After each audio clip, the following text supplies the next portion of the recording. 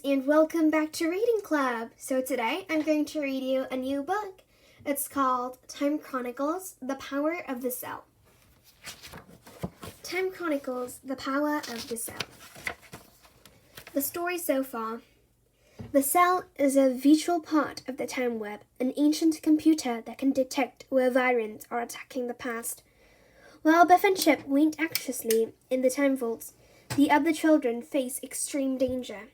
Can they bring the cell safely back to Mortlock, the Time Guardian, or will the Virens get to it first? Chapter 1. Nadim and Wilma shot through the door of the circularium. They spun back through time.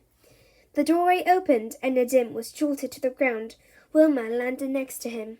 For a moment, it looked as if someone else was going to follow them. But then the doorway vanished. Nadim and Wilma were in a narrow, unlit alley that went between tall buildings. They shivered in the freezing night air.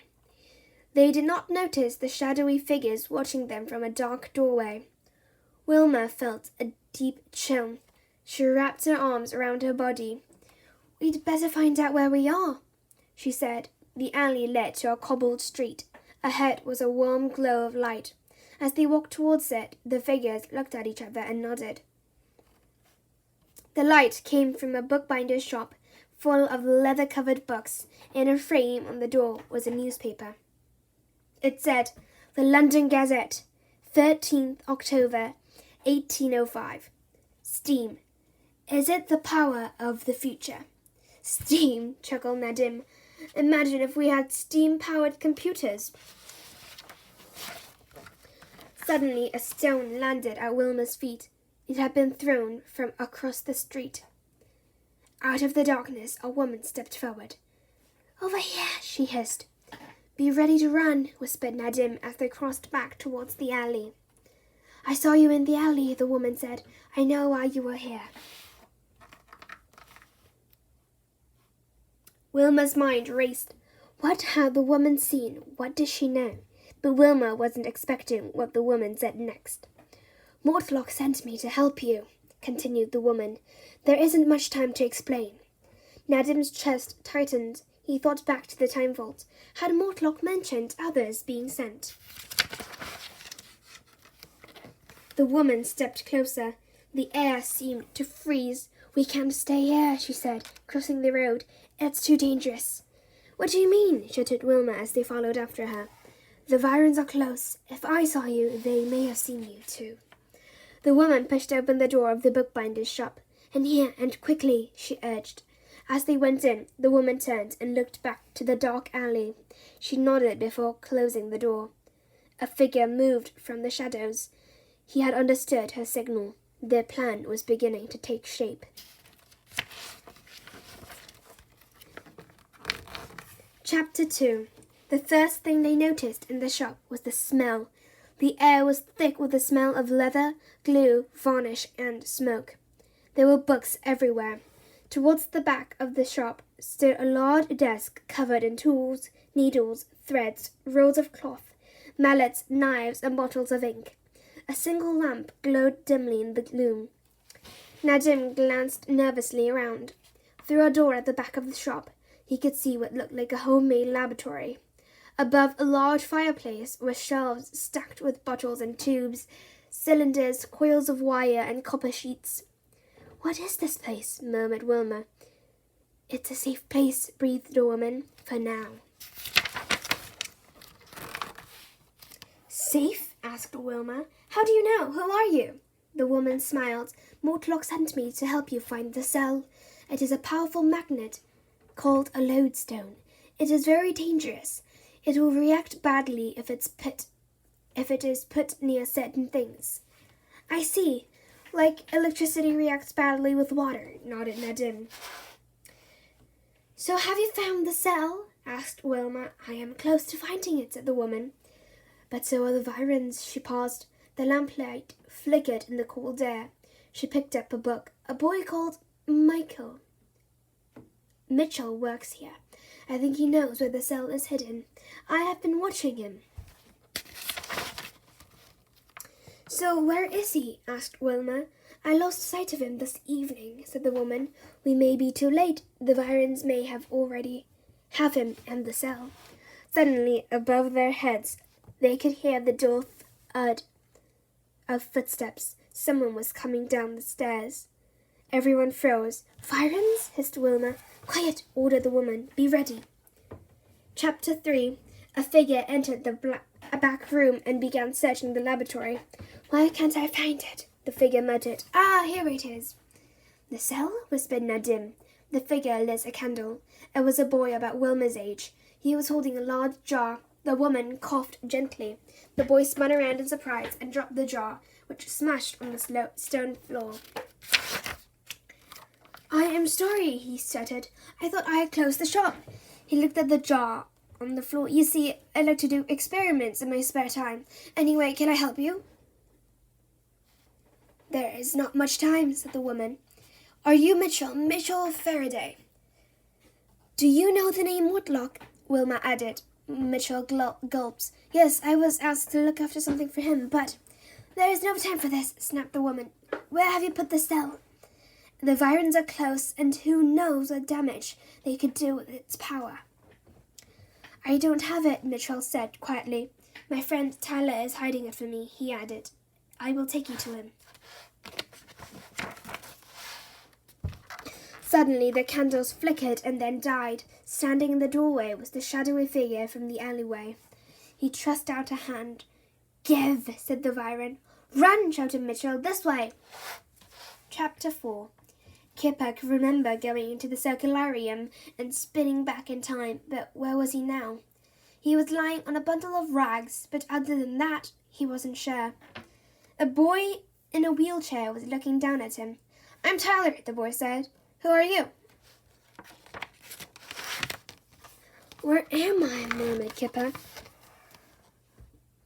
There's a funny thing, said Tyler. 1 minute I'm working away on my printing press, then the next you're lying on that pile of rags. How did you just appear like that? Mortlock sent me, said Kipper. Tyler's face went pale. Mortlock, he gasped. I know about all that time web stuff. My mate Faraday told me. Clever lad, into science. He can work stuff out. He said if anyone mentioned Mortlock, I had to tell him and be quick sharp about it. Tyler wheeled himself across the room and pushed open a door. I'll get my coat, he said. Then we can go and find Faraday. Beyond the door was another large room. In the center of the room was a metal printing machine. On the floor were barrels of ink. Hanging from the ceiling was a heavy frame for drying paper. Do you live here? Asked Kipper. Live here, work here, said Tyler. I'm an orphan. Luckily, I could read, so I got a job here. I make up the tray of words for each page we print. We even print illustrations using sheets of copper. That's how I know Faraday. I print pages. He binds them together into books. Suddenly, there was a noise from the street. Tyler crossed to the door. In rushed Mike, Mitchell, Wilma, and Nadim. Nadim, Wilma, shouted Kipper. Am I glad to see you? Shh, panted Mitchell. Virons, they'll hear us. We've just been chased by one. Oh no, said Wilma. Where's the woman? What if the Viron caught her? Wilma started for the door. We must go back, she cried. But to her relief, the woman appeared. I think we lost him, the woman gasped. But we must hurry. She looked at Mitchell. We need the cell, and quickly. Is it here? Mitchell looked at Tyler. Tyler nodded. Tyler broke open a barrel. He dipped his hand in and pulled up a heavy lump of metal dripping with ink. I hid it like you told me, Mitchell, he said. Nobody would think it was in here. The woman gave a wheezing laugh. Clever, she said. At that moment, the door crashed open. The Virons found us, shouted Nadim. The Viron gave a menacing snarl. Give, he rasped. At the same time, both Wilma and the woman lunged towards Tyler. The woman grabbed the cell. The woman smiled. It's mine, she whispered. Wilma looked at her, puzzled. The woman's eyes became cold and pale. Her freezing claw-like hand grabbed Wilma's shoulder, and she pushed her out of the way. "Virens!" screamed Tyler. "She's one of them!" Chapter 5. "So you are Mortlock's new hope?" the woman laughed. "It's almost too easy." She reached across to the printing press and picked up a page. They watched, horrified, as the words on the page disappeared under a black stain that spread from her fingers. "We can destroy history as easily as I can destroy these words," she smirked. The man started to laugh. "What fools you are! You will never save history. We will destroy history and spread darkness. Without the cell, you are finished." The woman turned. Tyler saw his chance. He kicked over the barrel of the ink. The woman slipped on the thick black puddle that poured out of it. As she fell, the cell flew across the room. The cell landed in a box of copper printing sheets. Instantly, the whole box fizzed with a massive charge of power. The man scuttled towards the sparkling box. Without thinking, Nadim grabbed a rope tied to a hook. It was the rope that held up the large drying frame above them. It fell with a crash, knocking the man to the floor. "What fools you are!" shouted Nadim. For a second, all was still. All was silent, except the crackling of strange colored sparks as the cell reacted with the copper. But then, to their horror, the woman slowly got to her feet. "Is that the best you can do?" she snapped. She walked over and greedily dived her hands into the fizzing box. Instantly, a ribbon of energy leapt across her body. Her human disguise melted away. She became a whirlwind of sparks. For a moment, the room was a storm of raw power, then stillness.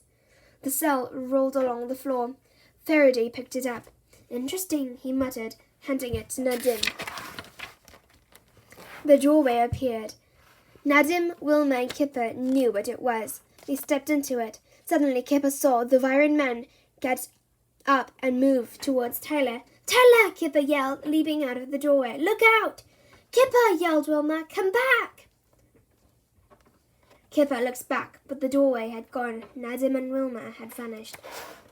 So that's the end of this channel. I hope you enjoyed my readings of it. If you did, please click many likes and subscribe Reading Club. I'll come back later with a new and improved channel. Bye everybody. See you later.